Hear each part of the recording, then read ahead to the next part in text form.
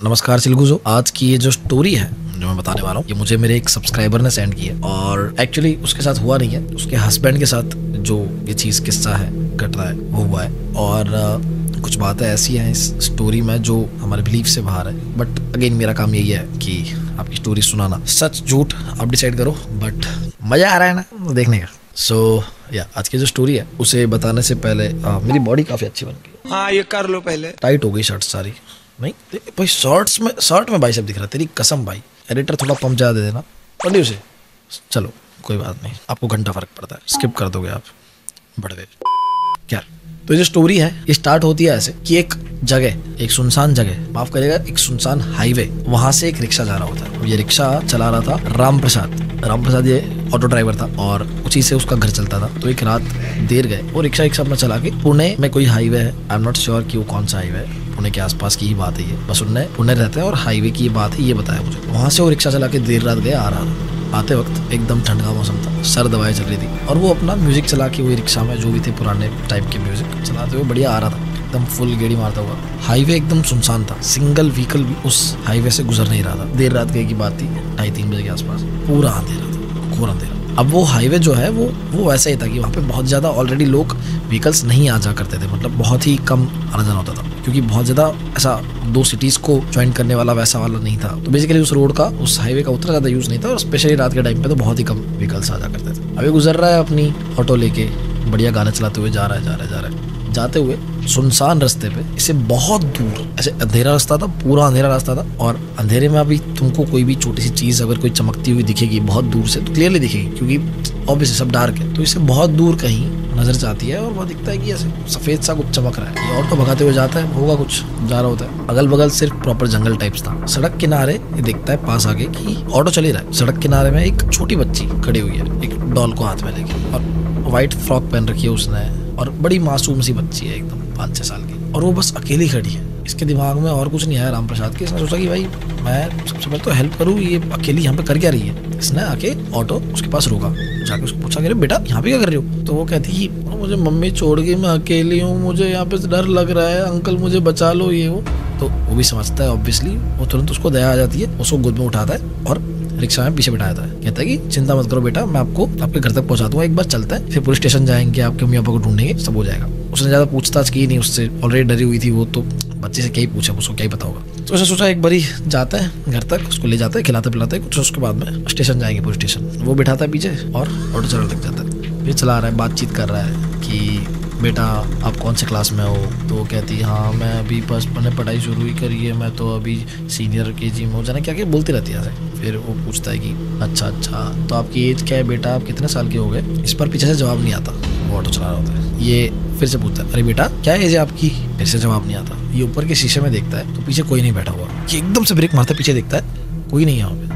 Weird लगता है कि बच्ची गिर तो नहीं गई, मतलब कूद गई, क्या चक्कर है। फटाफट से ब्रेक मार के गाड़ी से नीचे उतरता है, रिक्शा से नीचे उतरता है और पीछे देखने जाता है एकदम से। ढूंढते ऐसे जंगल की साइड ढूंढता है, पीछे कहीं गिर नहीं गई, छोटी बच्ची है क्या पता। तो कुछ नहीं दिखता उसको। थोड़ा दूर पे पीछे जहाँ से आया, क्योंकि अंधेरा था, आई टोल्ड यू, फोन की फ्लैश ऑन करके ऐसे जा रहा होता है, अंधेरे में ऐसे चमकता हुआ दिखता है अगेन थोड़ा सा दूर पे। तो उसे फ्लैश करके पास में जाता है तो देखता है कि वो डॉल पड़ी हुई है। लगता है शिट, ये डॉल के साथ कूद गई। बट इसको अजीब लगता है कि यार आवाज तो आनी चाहिए, कूदेगी तो आवाज तो आएगी, मतलब जंप किया उसने। लगता है यार उसका सबसे बड़ा कंसर्न ये था कि बच्ची कहाँ है, उसको ढूंढे।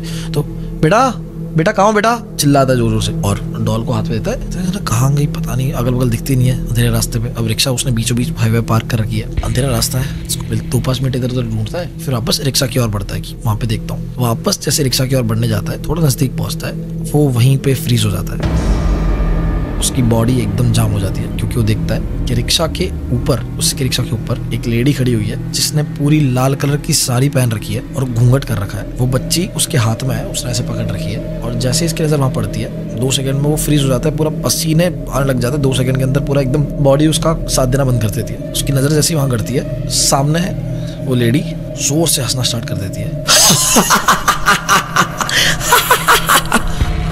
रिक्शा के आगे की साइड, मतलब ये पीछे की साइड था रिक्शा के आगे की साइड बच्चे के साथ कूद जाती है, जंप करती है। अब इसे इवेंचुअली जाना तो था ही, वहाँ पे अकेले रुक के क्या करता। अब इसके दिमाग में ये था कि वो बच्ची को ये लेडी ने पकड़ लिया है, क्या ये आत्मा है, चुड़ैल है, भूत है, या फिर किसी लेडी ने बच्ची को पकड़ लिया है। बट अब एकदम से सब चीजें दिमाग में चले, समझ नहीं आ रहा उसको। बस वो एक काम करता है, भागते हुए जाता है रिक्शा की ओर, एकदम भागते भागते रिक्शा की ओर जाता है, रिक्शा में बैठता है, एकदम से रिक्शा स्टार्ट करता है और भगाता है गाड़ी, बस भगाता है। आगे वो लोग कूदे थे, आगे कुछ नहीं होता, बस वो फ्रंट लाइट ऑन करके भगा रहा है गाड़ी। रिक्शा जितनी स्पीड में उसे भगा रहा है, आंख बंद करके बस भगाया जा रहा है, भगाया जा रहा है। जल्दी से उसको पहुंचना है अपनी मंजिल तक। जा रहा है, जा रहा है, जा रहा है। एकदम ठंड का माहौल है, लेकिन उसके पसीने नहीं रुक रहे, पूरा पसीनों से घिरा हुआ है वो, उसकी शर्ट पूरी गीली हो गई है। बस वो भगाया जा रहा है, आके बस छोटी छोटी करके अगल बगल नहीं देखना उसको, बस उसको बस वहीं देखना है कि उसको अपनी मंजिल पहुंचना है। इतना में सडनली थोड़ी सी उसकी आई साइड जो है, अब ऑब्वियसली सीधा देखोगे, थोड़ा सा लेफ्ट में क्या दिख रहा है वो आपको पता चलता ही है। लेफ्ट में थोड़ी सी नजर जाती है तो वो देख रहा है कि वो जो बच्ची है वो रिक्शा से थोड़ा सा दूर उस रिक्शा की ही स्पीड में भाग रही है और हंस रही है। अंकल अंकल मुझे लेके चलो ना। वो बस रिक्शा की स्पीड में भागे जा रही है 5-6 साल की बच्ची। Can you imagine? सफेद फ्रॉक है और सबसे शॉकिंग बात, हाथ में वो ही गुड्डा है जो वो उठा के लाया था और उसने रिक्शा के पीछे रख दिया था। वो गुड्डा पीछे से गायब है, वो उसके हाथ में वापस आ चुका है और वो भाग रही है। एकदम से नजर फिरा लेता है, 1 सेकंड में नजर फिराता है राइट साइड, थोड़ा सा देखता है तो जस्ट उसके रिक्शा के बगल में टचो टच एकदम ये रही रिक्शा, जस्ट बगल में वो लेडी जो थी वो इसकी तरफ फेस करके भाग रही है। लेफ्ट साइड में थोड़ा दूर वो बच्ची भाग रही है और राइट साइड में वो लेडी रिक्शा की स्पीड में एकदम बगल में, कि बस हाथ पकड़े और उसका कॉलर हाथ में आ जाए, इतना बगल में, उतनी ही रिक्शा की स्पीड में इसकी तरफ देख के भाग रही है। भारी एकदम लाल साड़ी पहन रखी, जैसे शादी का जोड़ा टाइप पहन रखा है उसने, पूरा एकदम भारी लाल साड़ी, उसमें बहुत सारे आर्ट वर्क किए हुए हैं और बस इधर देख के इसकी तरफ स्माइल, नॉर्मल स्माइल, कोई एक्सप्रेशन नहीं है और बस स्माइल देके भागे जा रही है। उसका मुंह एकदम स्टिल है और बस भागे जा रही है।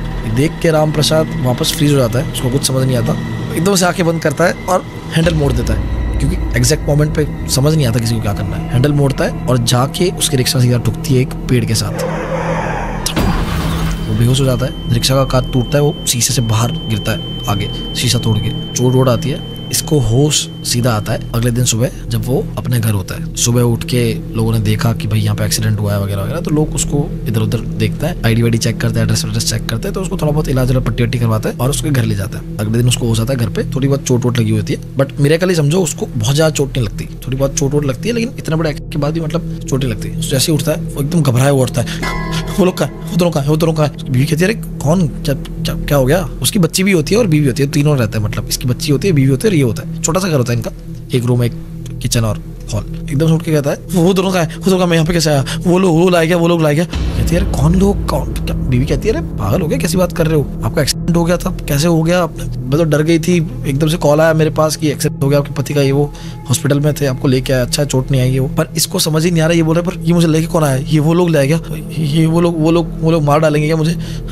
उन लोगों ने कल मेरा जीना आराम कर दिया था। कहता है कौन लोग? पत्नी कहती कि तो पति कहता नहीं नहीं नहीं, वो यहाँ नहीं आएंगे, यहाँ नहीं आएंगे, वो यहाँ नहीं आएंगे, वो यहाँ नहीं आ सकते। पत्नी को बड़ा वियर्ड लगता है, वो लगता है कि सदमा लग गया है बहुत जोर का, शायद एक्सीडेंट इतना खतरनाक हुआ है कि कोई ट्रॉमा ट्रिगर हो गया है ये वो। तो कहते ठीक है आप 1 मिनट रुक जाओ, शाम होने वाली है, आपके लिए खाना बना देती हूँ। तो वो जाता है, भूखा तो होता ही है, फटाफट जाता है, थोड़ा शांत होता है, फ्रेश व्रेश होके आता है, नहावा के और फिर खाना खाने बैठता है। ऐसे करके खाना खाना होता है। अब ये खाना खा रहा है शाम के वक्त अपनी पत्नी के साथ में, और पत्नी उसको नॉर्मली पूछ रही है कि अब चोट कैसी है, सब ठीक तो है ये वो। तो ये खाना खा रहा है कि हाँ ठीक है, ऐसा बिहेव करता है, थोड़ा सा अजीब सा, मतलब डर गया है कि हाँ ठीक है बेटर है, अब चोट लगी है थोड़ी पर ठीक है, काम पे तो जाना ही है। बाकी वो पूछता है गुड़िया कैसी है, गुड़िया उनकी बच्ची होती है, वही 5-6 साल की होती है। तो कहते हैं हाँ गुड़िया ठीक है ये वो। तो वो भी बच्ची भी आके पूछती है कि पापा आपको चोट कैसे लगी ये वो। बेटा कुछ नहीं हुआ, थोड़ा बहुत ऐसे ही हो गया था। तो खा रहा होता है, तीनों खाना खा रहे हैं, फैमिली ग्रुप डिनर कर रहे हैं। फिर मैं खाते खाते अचानक से बोलता है तेरी साड़ियाँ कहाँ है, साड़ियाँ देना, कहाँ रखी है? पत्नी का खाते खाते निवाला छूट जाता है कि क्या हो गया, ऐसी क्यों बात कर रहा है? तो वो अचानक से जैसे ये सुनता है पत्नी की बात, तो तुरंत एकदम यूं करके फिर से खाने लग जाता है, जैसे कुछ बोला ही नहीं उसने। पत्नी कहती कि आपने क्या, आपको साड़ियों का क्या काम है? वो कहता कौन, क्या साड़ी? नहीं, पत्नी कहती है आपने भी साड़ी के बारे में बोला ना, साड़ियाँ कहाँ है तेरे को, साड़ियों का क्या करना है आपको? तो वो कहता है यार साड़ियाँ कौन सी, मतलब मुझे तो पता है, मतलब साड़ियाँ तेरे कबर्ड में होगी, मुझे क्या करना है साड़ी का? पत्नी को बड़ा अजीब लगता है यार ये ऐसा बिहेव क्यों कर रहा है। ठीक है जान दो, इग्नोर किया। मैं सोचा कि पता नहीं क्या हो गया इनको, देखते हैं कल बात करते हैं, अभी थक गए हैं, सो जाना तो बेटर है। क्या पता नहीं क्या एक्सीडेंट हो गया, कौन सी नस के क्या खिंच गई, क्या बात कर रहा है ये। अब ये लोग साथ में सो जाते हैं, एक ही रूम में सोते हैं, ठीक है। तो रूम होता है, बाहर हॉल होता है। तो सो जाते हैं। देर रात गए, पत्नी जो है 3 साढ़े 3 बजे उसकी आँख खुलती है, पानी पीने के लिए उठती है, वो बोतल देखती है, बोतल में पानी नहीं है। राइट साइड देखती है कि उसका पति गायब है और साथ साथ उसकी बच्ची भी गायब है। इसके रोंगटे खड़े हो जाते हैं। ये फटाफट से सांस भरते भरते इसको बस कुछ वाइब आ जाती है, कुछ अजीब है। ये फटाफट से गेट खोलती है, बाहर का गेट खोल के बाहर आती है। चांदनी की रोशनी आ रखी होती है थोड़ी हॉल में, तो मतलब थोड़ा बहुत विजिबल होता है कुछ। गेट खोलती है, बाहर आती है, देखती है सोफे पे उसका पति दोनों पैर ऊपर करके ऐसे, उसकी बीवी की ही साड़ी पहन के लाल रंग की बड़ी सी वो बिंदी जो होती है वो लाल रंग की लगा रखी है उसने, और सारा श्रृंगार अस्त व्यस्त कर रखा है। अस्त व्यस्त एकदम, मतलब प्रॉपर श्रृंगार नहीं कर रखा, अस्त व्यस्त कर रखा है, बट कर रखा है। जैसे काजल लगा दिया यहाँ तक, कुछ भी पाउडर लगा दिया यहाँ तक, और पूरा लगा के साड़ी पहन के प्रॉपर बैठा हुआ है ऐसे, और जैसे उसका आने का इंतजार कर रहा था वो। जैसे बीवी आती है उसको धक्का सा लगता है, बोलते अब क्या कर रहे हो यहाँ पे? वो कहता है चूड़िया कहाँ है? चूड़िया नहीं लाई तू है? साड़ी रख रखी है तूने। उसकी बीवी वहीं उसका दिल बैठ जाता है। बट अब माँ का दिल तो ऐसा है, सबसे पहले उसका डर उसकी बच्ची का है। अभी तो ये सोचती है, उतने में किचन से उसकी बच्ची भागती हुई आती है, एंड गेस व्हाट, उसी डॉल के साथ में वो आती है, भागते हुए अपने पापा के पास जाती है और अपने पापा की गोद में बैठ जाती है और बैठ के कहती है मम्मी ये डॉल देखो ना कितनी अच्छी है। वो अपने पापा को मम्मी कह रही थी, तो अंधेरा ऑलरेडी डरावना दिख रहा था, वो जो उनकी शक्लें सही से दिख नहीं रही थी, बस पता चल रहा था कि ये दोनों हैं। इसका माइंड फ्रीज हो जाता है एकदम से, क्या करे ना, ये भाग सकती, इनको बचाए तो बचाए कैसे, क्या करे। ये फटाफट से लाइट ऑन कर दी है। लाइट जैसे ही ऑन कर दी है, अब उसकी बीवी को और क्लियरली उन दोनों की शक्ल दिख रही है। उसकी बच्ची अजीब बिहेव कर रही है, उसका बाप अजीब बिहेव कर रहा है, उसका पति, और बस स्माइल करके उसके गोरे जा रहे हैं। उसकी गोद में बैठी हुई है उसकी बच्ची। ये एकदम हेल्पलेस हो जाती है, माइंड फ्रीज हो जाता है कि क्या करना है अगला। ऑब्वियसली ऐसे टाइम पे आप सोचो, आप घर में रात को अकेले हो 3 बजे, और आपके ही नॉन में आपका ही कोई सगा ऐसे साड़ी पहन के बैठा हो सामने और अजीब सी वियर्ड स्माइल कर रहा हो, और आपकी छोटी बच्ची उसके पास है जो उससे पापा की जगह मम्मी बुला रही है, और दोनों अजीब वियर्ड बिहेव कर रहे हैं। तुम क्या करोगे, क्या कर लोगे, तुम्हारे हाथ में क्या है? सामने उसका पति उसे देख के फिर कह रहा है चूड़िया कहाँ है, कहाँ रख दी चूड़िया, चाहिए मुझे चूड़िया लेके आ। किसी अपने को इस हालत में देखना कितना बड़ा कष्ट है, और साथ में उसकी जो बच्ची थी वो भी पजेस हो चुकी थी उस छोटी बच्ची से।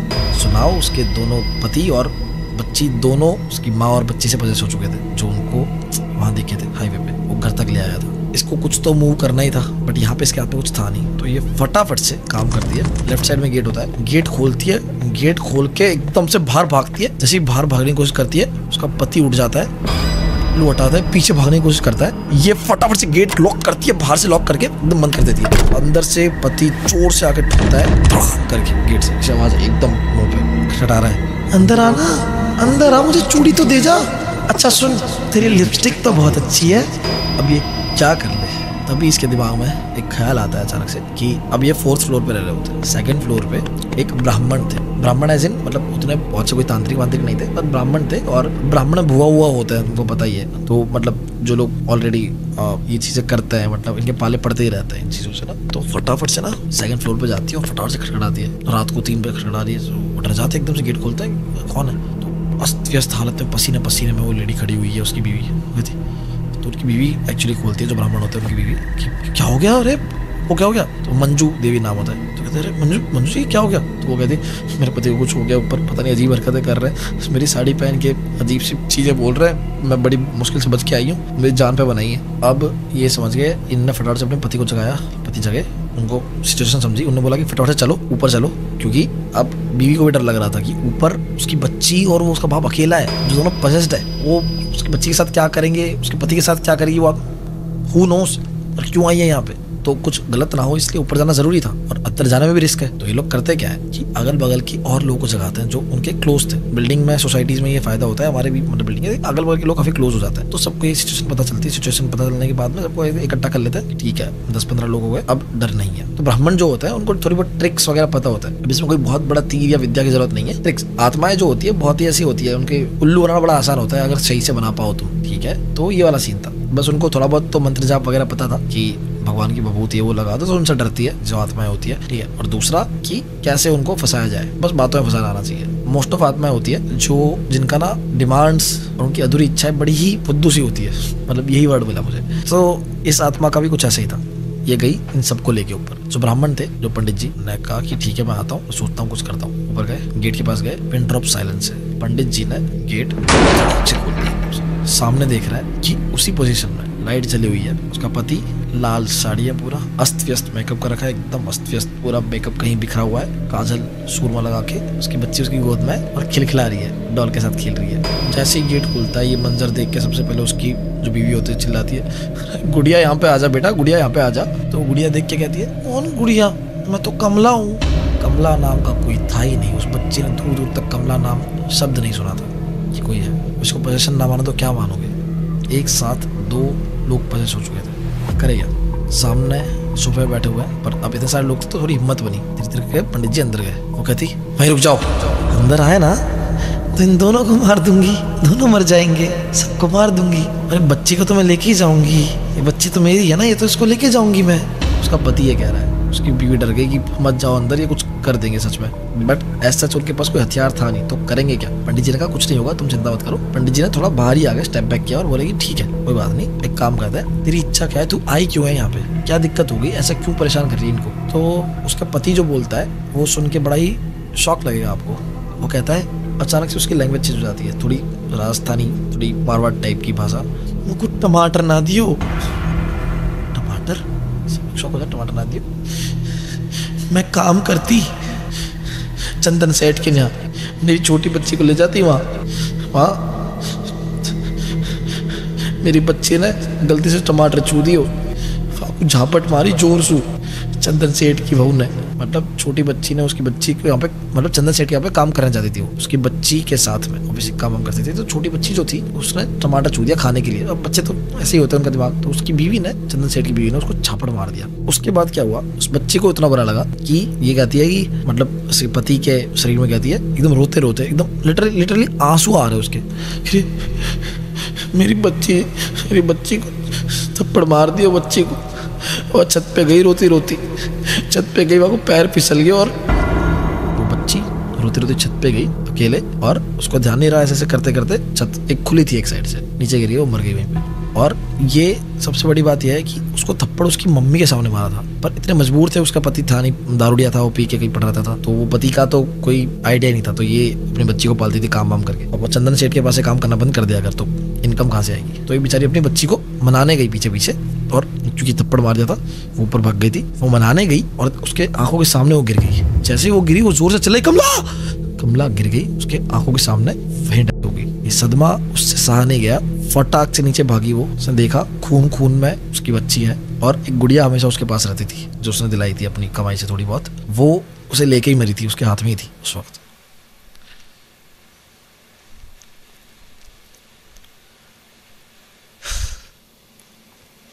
तो जब कमला को देखा उसकी माँ ने इस सिचुएशन में, उसे रहा नहीं गया और उसने वहीं पे सर मार मार के अपनी जान ले ली। चंदन सेठ को कोई फर्क नहीं पड़ा, ऑफ कोर्स जो भी बुरा लगा थोड़ा बहुत ये वो, लेकिन केस रफा दफा कर दिया, दफना दिया, जला दिया, पता नहीं क्या किया, क्योंकि उनका कोई फैमिली में था नहीं जो कंप्लेन करे। एक टमाटर के लिए, एक टमाटर खाने के लिए एक छोटी सी बच्ची की जान चली गई।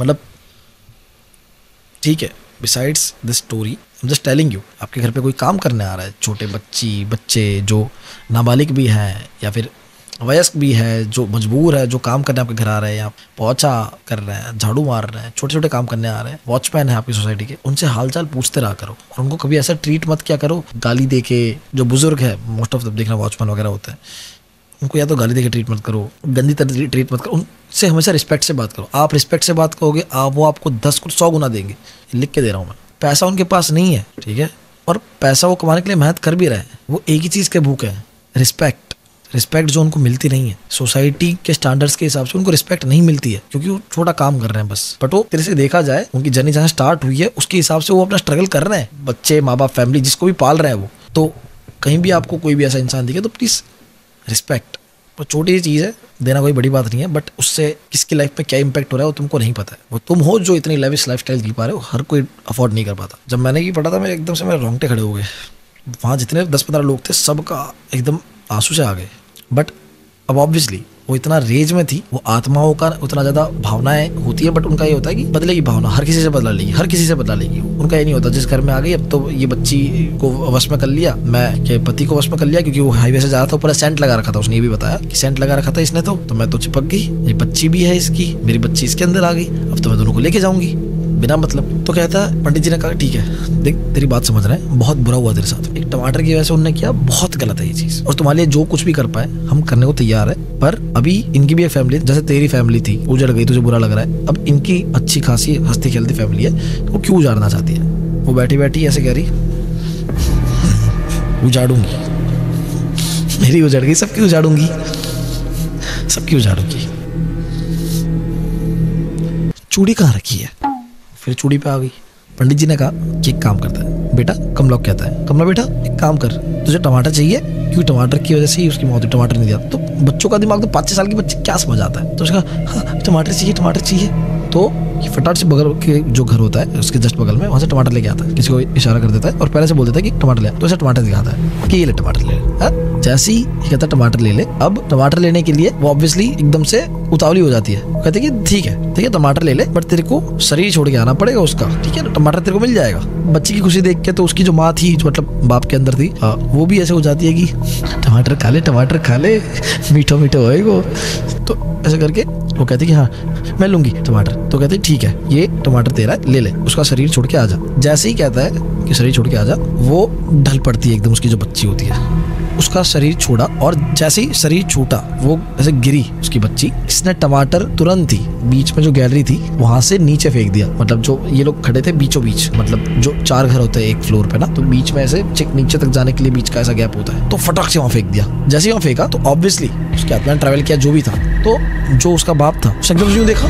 अब ऑब्वियसली वो और उसकी बच्ची हमेशा साथ में रहते थे, तो उसकी बच्ची अकेली ना जाए उसके डर में वो एकदम से, जो उसकी माँ की आत्मा थी उसने उसके बाप का शरीर छोड़ दिया और एकदम से वो भी निकल गई उसकी बच्ची के पीछे, क्योंकि वो टमाटर लेने नीचे चली गई, मतलब जो भी है। जैसे ही टमाटर फेंका नीचे, एक बॉडी नीचे गिरी और फिर दूसरी बॉडी भी नीचे गिरी। जैसे ही दोनों बॉडी नीचे ढली, फटाफट से प्लान कर रखा था, हाथ में वो जो भभूत वगैरह रखा था, भभूत लेके फटाफट से पहुंचे, दोनों के शरीर माथे पे घिस दिया पूरा, ताकि अब एंटर ना कर पाए। भगवान के भोलेनाथ का नाम ले लिया, जो भी है, शरीर में माथा तक घिस दिया सब कुछ, और हाथ जोड़ के पूजा करने बैठ के चुपचाप कि भाई अब इस बॉडी के अंदर कुछ एंटर ना कर पाए। और फटाफट जितना भी था उस घर के बाहर में कंकु लगा दिया, श्लोक पढ़ दिया, मंत्र पढ़ दिए कि भाई अब कुछ ना हो, बस। वो टमाटर नीचे गया, और वो होने के बाद में उन दोनों को रेस्ट करवाया, सुला दिया, वो पूरी रात सोते रहे। और अगले दिन पहले उसकी बेटी उठी, फिर उसका बाप उठा। बाप ने जैसे ही देखा वो साड़ी में, वो तो वापस घबरा गया, अरे ये सब क्या है। फिर धीरे धीरे उसको रिमाइंड हुआ कि उसके साथ पहले से क्या क्या हुआ, और जो कल रात को हुआ था वो तो उसे याद नहीं था, वो इन लोगों ने बताया, और जो हाईवे पे उसके साथ हुआ था वो इसने उन लोगों को बताया। फिर पूरा क्लियर हुआ कि क्या क्या हुआ है उनके साथ। बट देन ऐसे नहीं जाने दिया, वो लोग टमाटर को लेने गए, टमाटर को एक आहुति प्रॉपर दी, हवन करवा के उन लोगों ने चढ़ाई, और बड़े पंडित जी बुलवाए और उनको क्लियर इंस्ट्रक्शन दिए कि ऐसे ऐसे कोई आत्मा है तो प्लीज आपको मुक्ति दिलाते हैं हम, क्योंकि मुक्ति नहीं दिलाई थी, वो जो चंदन सेठ था उसने ऐसे ही दफना दिया, मरवा कुछ करवा दिया, जलवा दिया होगा। मुक्ति दिलवाई, माफी मांगी और आहुति चढ़ाई, टमाटर वगैरह दिया, और जो भी था बोला कि भाई आप चले जाओ, बहुत गलत हुआ आपके साथ में, बट आप प्लीज अगले चरण पे जाओ, पृथ्वी छोड़ दो, स्वर्गवासी बन जाओ करके। ऐसे करके फाइनली मुक्ति भी दिलवा दी, और तब से सब कुछ परफेक्ट है ना। उनको बाद में कभी कुछ दिखा, ऐसा कुछ हुआ, बट वो रात उसकी माँ के लिए बहुत डरावनी थी। स्पेशली बहुत सारी चीजें सीखने के लिए स्टोरी में यह है कि उसकी माँ ने कितना डेयरिंग किया कि अपने फैमिली के लिए, पैर तो सबके बीच में, जब उसकी आंखों के सामने ये सब थे, वो भागी, गेट लॉक किया उनके सामने भागते हुए, एक तो भागते हुए आ रहा था उसके सामने, तब गेट लॉक किया, फटाफट से नीचे जाके डेयरिंग दिखाया, पकड़ के वापस ऊपर लाई, और आई एम डैम श्योर कि नीचे कोई मिलता नहीं तो वो अकेली सामना करती, लेकिन छोड़ती नहीं, और उसकी बच्ची को और पति को दोनों को बचाया। साथ में पंडित जी का दिमाग मानना पड़ेगा, और इतनी हमदर्दी थी उनमें अंदर, उनके अंदर। अगेन एज अ सेड की रिक्शा वाले थे, बहुत ज्यादा पैसे नहीं थे, लेकिन दिल में हमदर्दी थी, रिस्पेक्ट, अगले बंदे की फीलिंग समझते हैं वो लोग, इसलिए प्रॉपर आहुति दिलवाई, उनकी आत्मा को भी शांति दिलवाई। लेकिन अगेन मैंने जैसा कहा कि हर किसी को सेम ट्रीट करो, रिस्पेक्ट दो, this is what everyone deserves, ठीक है। तो बस आज की स्टोरी यही थी, थोड़ी सी इमोशनल, थोड़ी सी अलग, एंड आई होप आपको पसंद आई हो। पसंद आई तो लाइक कमेंट शेयर कर दो, एंड सब्सक्राइब करना मत भूलना। Thank you so much, love you, bye.